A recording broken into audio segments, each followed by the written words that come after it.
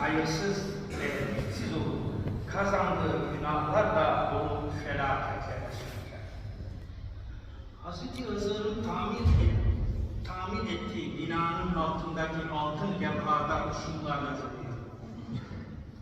Ölüm hak iken gelen, kadere inandığı halde üzülen, rızka Allah-u Teala kefil iken zahmetlere giren, kıyamete sorgu sual varken gaflete dalan, faniliği, bilgiyi dünyaya bel bağlayan kimseye nasıl hayret edilmez?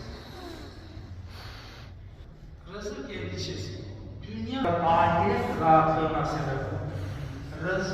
Rızık için endişe etmek doğru değildir değerli kardeşlerim.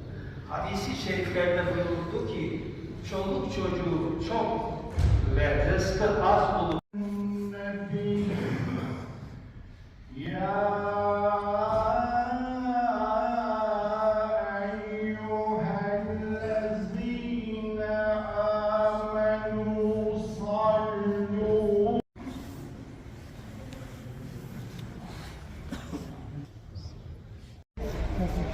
Gjumon e falem shotin ma mush me haqin e hatin edhe po rrinë këto pak. Ka gjemont edhe burrat mirë të më shumë këto. Gjamia ma mushës. Këto për Ramazan vijnë shpesh. Me haqin e hatin, për iftar edhe falem. Këto sa të falem namazën e gjumos. Na mungojnë një shok jemi.